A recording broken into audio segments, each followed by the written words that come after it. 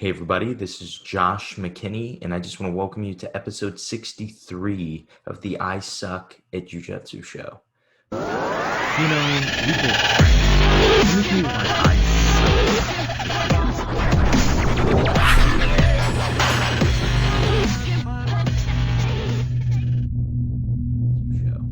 Now, today we're going to talk about something that is sad, something you don't want to talk about, and it's why people quit Jiu-Jitsu. There are three main reasons that people quit Jiu-Jitsu, but if we can identify what those three reasons are, then we might be able to combat those and make sure that we don't fall into one of those three reasons. And if you are dealing with one of these three reasons, how to get out of it, how to deal with it, how's the best way to handle it even. But before we do, I have a special announcement for you guys. This is something that has been in the making for a few months now. With simplifyingjujitsu.com, we wanted to bring you guys a brand new course, a brand new instructional. And I definitely wanted it to be the first one that wasn't with me, to be with my coach Kyle. And there are a lot of things that we could have asked Kyle to teach, but I really don't think that there's something more that he could contribute to than what we decided to go with. So today, actually, the day that this is released, it should be September 7th, is the first day of the 40% off launch sale of Simplifying Takedowns.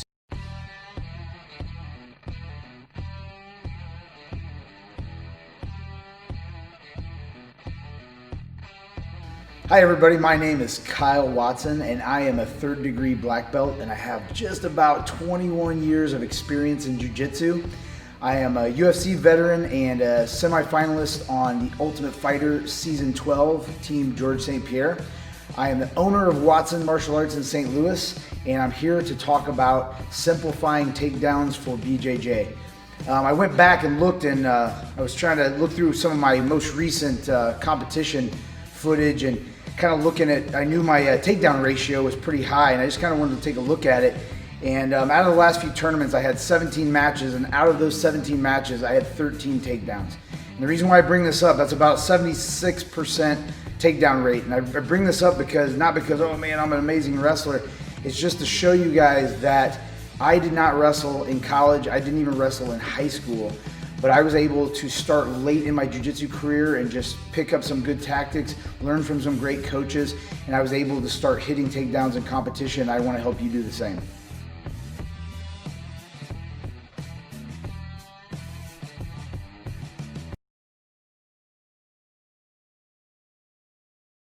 What Simplifying Takedowns is a course that teaches you from the perspective of someone who didn't wrestle in college, who didn't wrestle in high school, who has never belted in judo, being my coach, Kyle Watson, who used takedowns, who used wrestling at the highest level of jiu-jitsu, at the black belt level of jiu-jitsu, and in the UFC, and when he was on the Ultimate Fighter. He used wrestling that he learned, that he was taught, not in school, not from being this superior athlete, but really learning the technical side of wrestling. And so that's what we try to bring you guys, is takedowns from start to finish, from I have never even gotten into a wrestling stance before, all the way to how do I take down really, really tough guys. And I look at myself as an example of how good he is at teaching takedowns. There's a blurb on the page. If you were to go to simplifyingjujitsu.com/takedowns, you would see me talking about his low single and how many collegiate level wrestlers that I've been able to take down. And I too never wrestled in high school. I never wrestled in college. I was never belted in judo. I've never done a judo class. And to be able to get that perspective from somebody that accomplished it and then is able to teach it too, I think is really exciting. And like I said, we are going to do a 10-day 40% off launch sale. It is $50 off right now, and it will only be until the very end of September 17th. As you guys know from our first sale, we don't lie about sales and say, oh, this was worth $1,400, but we're selling it for $7 only for today. And then you look and it's always for $7. That's just a page. We don't lie about that stuff. We want to be honest with you guys, and we want to give you guys access to this at simplifyingjujitsu.com. You don't have to use a promo code. The 40% off is for everyone, not just the listeners of this podcast. So you can tell your friends, you can post about it on Facebook. You can be really excited about it. And I know I am. I got to record this with Kyle, and the whole time we were recording, I was thinking, oh my gosh, this is going to be so good. And I think you guys are really going to like it. But now we can kind of start getting into the episode. Okay, so we're talking today about the 3 reasons people quit jiu-jitsu. What inspired this episode is actually what inspired this show. Last year, it came up on my Facebook, so it would have been exactly a year ago, I guess. But last year, around September, I started doing like a once a week Facebook video. And really, it was a podcast. I just didn't think of it like a podcast. And it was just little tips and tricks for people for jiu-jitsu. And one of the first episodes is why people quit jiu-jitsu. There are 3 main reasons, and people struggle with them. But how do we combat those reasons? The first reason that people quit jiu-jitsu is they stop having fun. And as simple of a reason as that is, that's like one of the more common reasons that people will quit, is because it was fun for them, and then it started to turn into a job. Then practice became something like that they have to do instead of that they get to do, that they get to enjoy. And it's tough. It's tough when that happens. And this is coming from somebody who his whole livelihood is based around jiu-jitsu. If anyone could make an excuse to not have fun in jiu-jitsu because there's just too much going on, it would be me. I run Simplifying Jiu-Jitsu. I have a jiu-jitsu podcast. I have 2 gyms, and I still have fun with jiu-jitsu. One of the biggest reasons that I have fun with jiu-jitsu, and this is just my opinion, but I really think it has more to do with who you are around than what you're doing. The people that I get to be around, my students in my Jerseyville gym, and my training partners at my coach's gym, we all meet. We have a big group of black belts that come in and train. Those are like my favorite people in the world. They're so much fun to be around. During COVID, during the pandemic, when we were like closed, that was the hardest thing, was you don't get to see your best friends. And to go out and to think that jiu-jitsu is just fun because it's jiu-jitsu is crazy, because you could easily not have fun by going to a gym that you don't like or training with people you don't like. That is one of the biggest reasons that jiu-jitsu doesn't become fun. The other reason is that you almost get overly focused. And what I mean by that is you go into you compete, and maybe you lose. And this is usually the situation that happens. You're going to compete, you lose, and then you say, oh man, I have to win the next time. I have to win. I felt like I didn't perform. And then you get so focused that winning the tournament becomes a job, becomes this thing you have to do. And the problem with that, and I've heard really good competitors say, like, that's how you should treat competing. The problem is those people generally quit jiu-jitsu. And they do, because jiu-jitsu should not be a job. It should be a hobby. No matter what, it should be fun. It should be this fun thing that you get to do with your friends. And it's also something, and you get reminded of this anytime you get injured, or anytime you get sick, or anytime your gym closes down from COVID. It's not permanent. It's not something we're always going to be able to do. So make sure that you're having fun, you're making the most of it, and you're appreciating it when you are going to the gym. And that will make jiu-jitsu fun for you, is simply appreciating, simply learning. Now, the next reason that people will quit jiu-jitsu, I think, is by far the most understandable reason. And that is that life gets in the way. And this is really common as you transition maybe out of college and you get your first job. You were training in college and then you get your first job and you're not used to working 40 or 50 or 60 hours a week, and it's just a lot on you, and so you fall off. Or this is common with what we call the kiss of death. The kiss of death is, we all know what the kiss of death is. It's when somebody gets a significant other, usually that doesn't do jiu-jitsu, and then they're like, oh man, I want to spend my time with this girl instead of doing jiu-jitsu. Look, it's like Khabib said. I don't remember what he said. It was something along the lines of women women aren't permanent, but victory is eternal, or I don't know. He's a weird dude. But anyway, that's the point is you go in and maybe you get a significant other. Something else that happens is people have kids. And you have a kid and you fall off. It's just life getting in the way.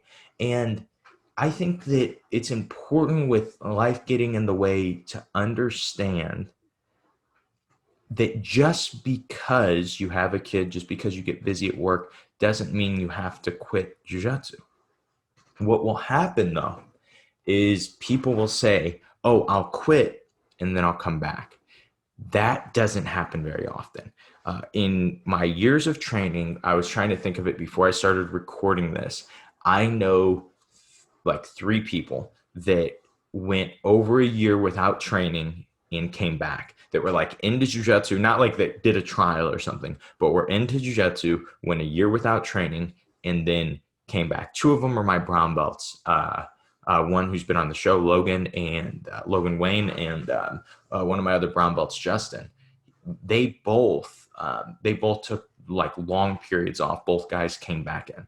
Well, the thing that is important to note, and the reason that people don't do it very often, people don't come back after a long layoff, is you may be a purple belt when you leave.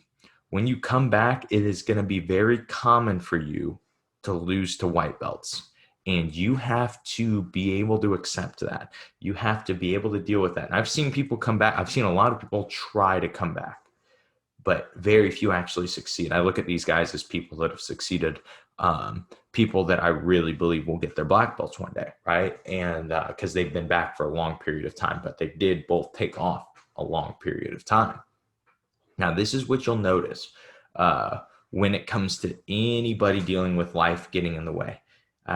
You'll notice this, and if I say this, you probably know somebody from your gym that is like this. It's okay if you have to quit. Sometimes you have to. Understand, though, if you're quitting, you probably are quitting permanently, but it's way easier to come back if you just drop down to once a week, or if you just drop down to once every other week, and you are still making it in. You're still being as consistent as you can. So sometimes you just can't help the situation that you're in, or it's just more important than training jiu-jitsu. But most of the time, you can train some. You can train a little bit. And just that little bit of training makes it so much easier. It is so hard to come back cold and not have trained for 6 months, a year, or whatever. That's something that I think with COVID now is you have a lot of people that still haven't trained since like March. A lot of those people, it's going to be very hard to come back from. 5 or 6 months, that is brutally hard to come back from. And, you just find other things to do, and you just kind of, you fall off track. And so I think that is one of the more common things is life gets in the way. I actually just thought of a 4th person. So I know 4 people that took more than a year off and have come back. But seriously, that's 4 people out of 12 years that I can actually think of that have done it. And I can think of a ton. I can think of hundreds of people that have quit, and then probably just as many that have said, "Oh yeah, I'm going to be back. I'm going to be back this time, though. This time it's permanent, and I'm coming back." If you are somebody that has quit, though, there's a really simple remedy to come back. Is you come back slow. And I know that sounds weird, But I've noticed that the people that say I'm back and I'm going to be training every night immediately, that's really hard. That's like, those are the people, they last 2 weeks. But if you come back and you say, okay, I have set aside, I have worked around things. Mondays, I can come train. Can't train any other days. I'm still busy with my child, or I'm still busy with my job. But Monday nights, I can come train. And you just consistently come those Monday nights. It may take a year or two, but as long as you're being consistent on those, you'll be able to add another day back, and then another day and another day. And that is the way. If you've hit that second reason, if life got in the way and you have fallen off, go into that, make a single day, and understand you're probably going to get beat up by white belts. There's nothing you can do about it except for quit. So don't quit. Just come in and keep getting beat up by white belts. Uh, it's you're going to learn that way and you're going to get better. And then the third reason, and this is the most hidden reason. This is a reason that I think most people don't identify. And I really believe, I've done a whole episode on this, but this is the big reason that I think that people get the blue belt blues, which is when, it's always this joke, this running joke in jiu-jitsu that people, they get their blue belt and then they quit. I actually have not experienced that in my gym. I don't know if it's because I wait a little longer to give people their blue belts. Like I like to wait for people to be really good before they get their blue belts. I don't know if that's what it is. And so maybe those people fall off at white belt. But I don't know. I haven't noticed a lot in my gym, but I do know that a lot of people still deal with it. A lot of gym owners still deal with it. And they say it's tough. You have guys that are getting to be really important parts of your team, and then they just stop showing up. And we can say it's because life gets in the way or they didn't have fun, but there's actually another reason. And the biggest reason is this. Most people come into jiu-jitsu with a goal. They come in with a defined objective. I want to come to jiu-jitsu and I want to lose 50 pounds. I want to come to jiu-jitsu. I want to learn self-defense. I want to come to jiu-jitsu. I want to compete. I've never competed in anything in my life. This is something that adults can compete in. I want to go out and I want to compete, or I want to win a medal, or there's all these reasons that people will come in, and there's all these goals that people will come in with to a jiu-jitsu school with. Now, what you'll find that's really interesting, though, is jiu-jitsu is awesome, and it really helps people accomplish goals. And so these people will accomplish their goals usually within a year. Sometimes it takes them two. You're going to lose 50 pounds. It takes you a year and a half. It takes you 18 months, and you lose those 50 pounds. And it's really exciting. But then the mistake that they make is they never set another goal. The goal was to lose 50 pounds. Well, now why are you doing jiu-jitsu? You're just there. And so it's important to always have jiu-jitsu related goals, to always have jiu-jitsu related focuses, even if it's not a defined goal that is perfect of like, oh, well, I'm going to get to black belt one day, or I'm going to do something like that. I'm going to win a gold medal at an IBJJF one day or something like that. Even if it's not something defined, even if it's just a focus, I want to be better at guard passing, just coming in with that focus and not coming in with no goal, no focus or anything like that. You just come in and be like, oh, I'm just here. Those are the people that quit. Those are the people that run into the blue belt blues. It's important to have a goal when you're doing jiu-jitsu. It's important to have a focus. And so if you are somebody that has happened with, maybe you came in and you wanted to learn self-defense, and now if you're a blue belt, you can defend yourself pretty well against most people. That doesn't mean that you can defend yourself against everybody. I'm not saying that you're going to be able to dominate every fight, but I'm going to say most people you're going to be able to control. You're going to have a deep enough understanding to be able to defend yourself, and you are going to be way more used to the speed of a fight because you've grappled live, right?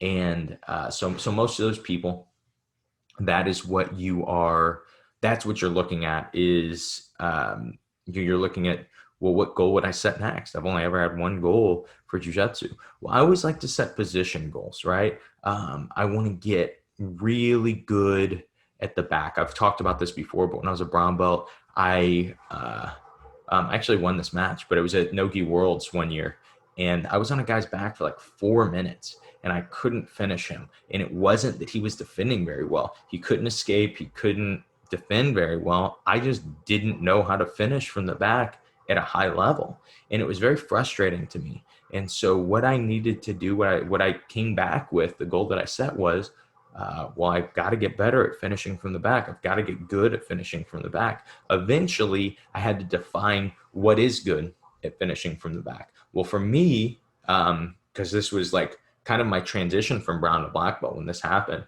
for me, it was I need to be finishing black belts when I get on their backs. Because when it came to taking the back, when it came to different back takes, I was pretty good at them. So I was getting there on a lot of people, and a lot of people that were good. I just wasn't finishing anybody. And so once I started to define that goal, then I started to push towards it. And then eventually I accomplished it. And I got to where I feel like most of the time, if I get on the back of anybody, I can finish. And, and I can usually finish really quickly and pretty efficiently too. But then that goal was accomplished. Now what do I do? Well, it just, after that, I kind of went a few months looking for something. What am I going to get good at? What am I going to get good at? And my friend John Thomas came into town. If you guys don't know who John Thomas is, he is originally from St. Louis. He's in Sweden now. He won worlds at purple and brown belt, just a phenomenal competitor, really, really good at jiu-jitsu. He's got a really big YouTube following now and stuff. You guys should definitely check it out, John Thomas BJJ.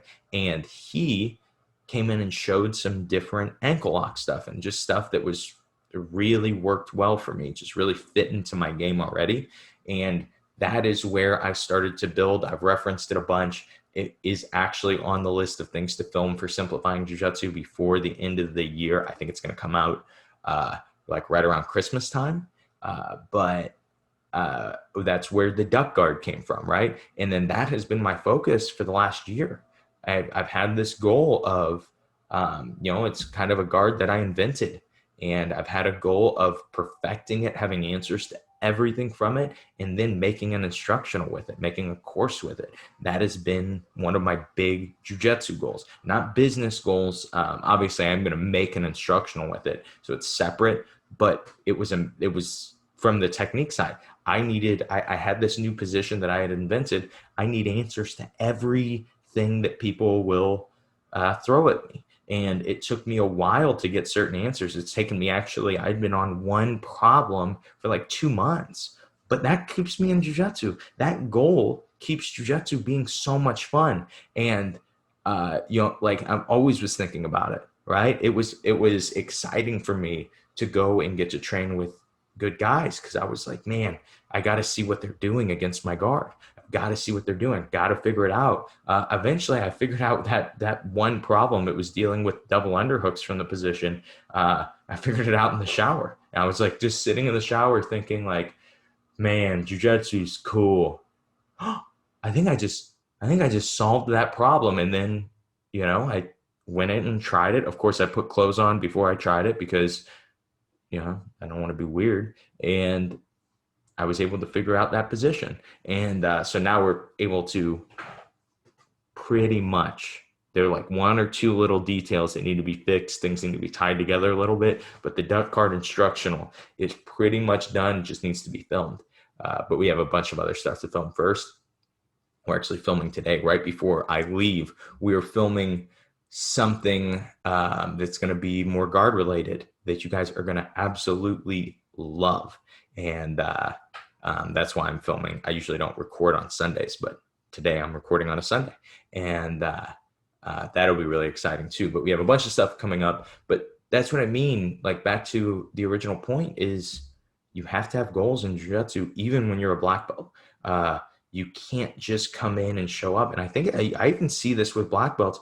To be honest, there are a lot of black belt school owners that quit jiu-jitsu, but still are black belt school owners and still teach.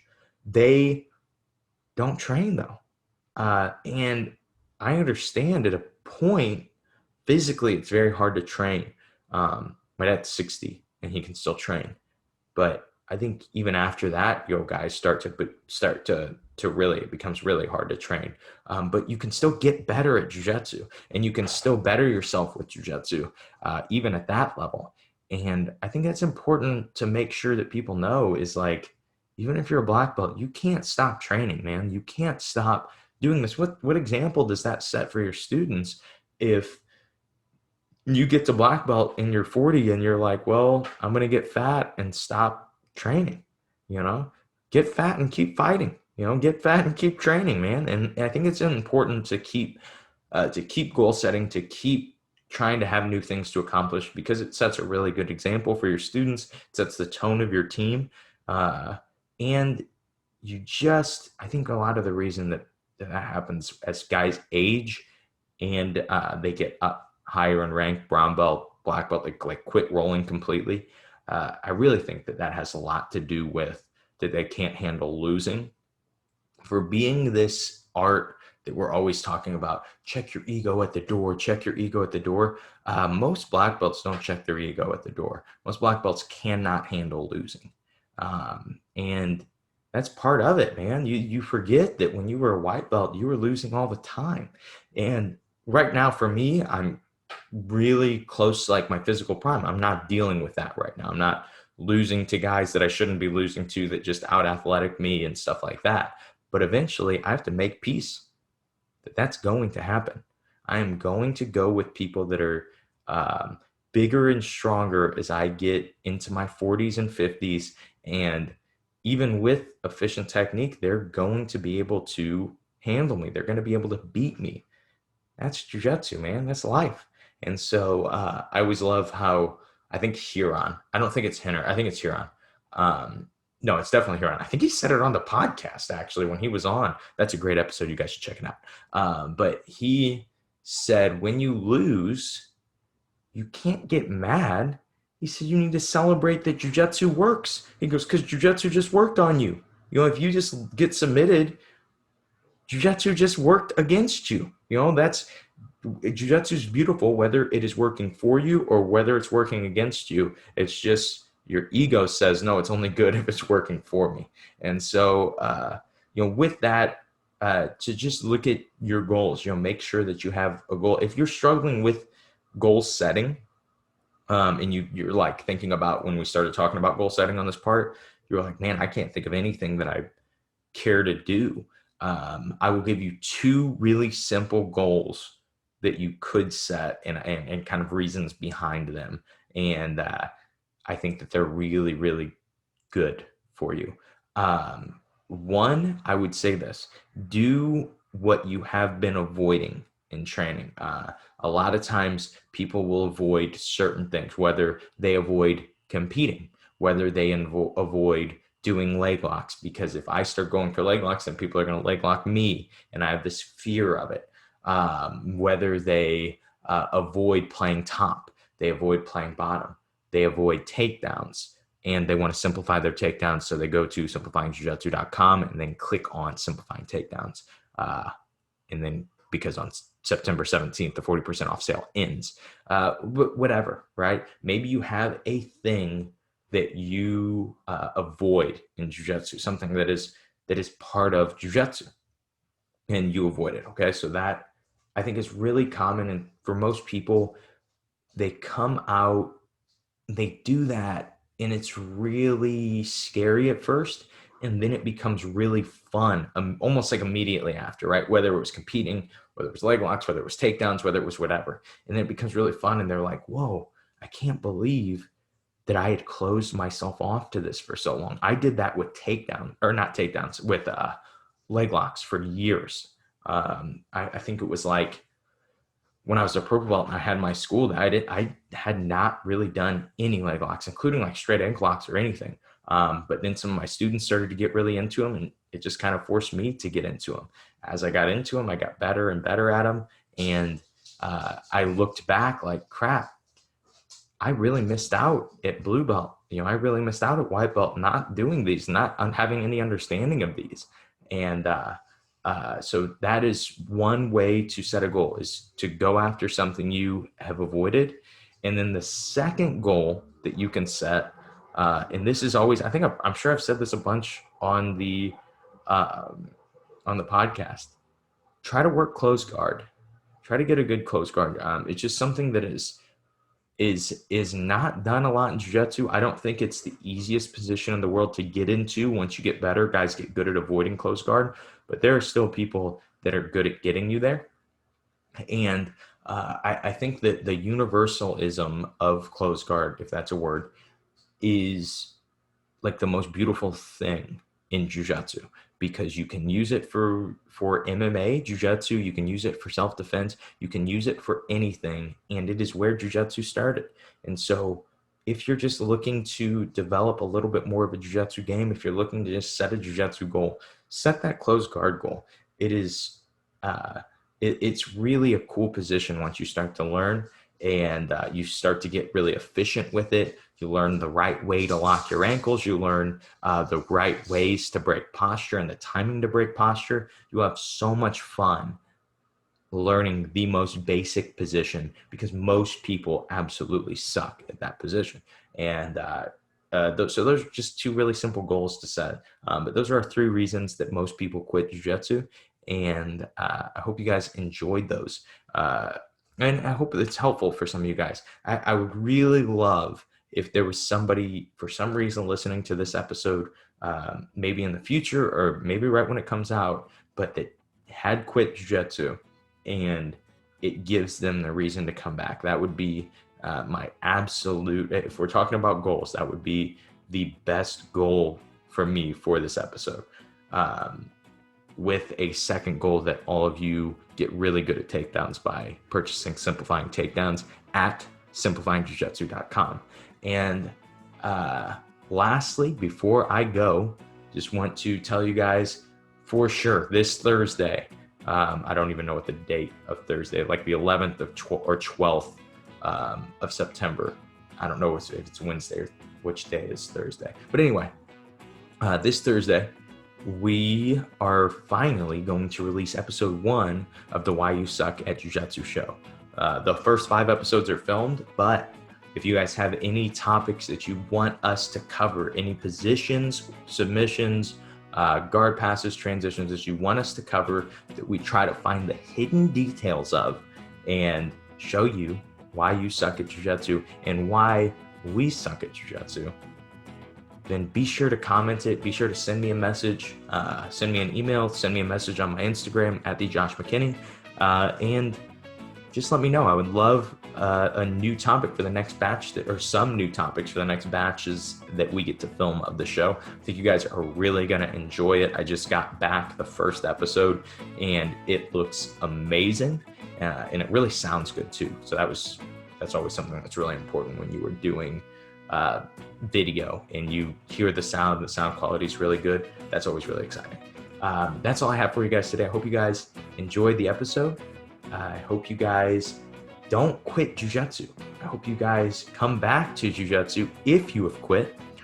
I hope that you guys have a great week. I hope you guys stay healthy, and I hope that you guys suck just a little bit less at jiu-jitsu.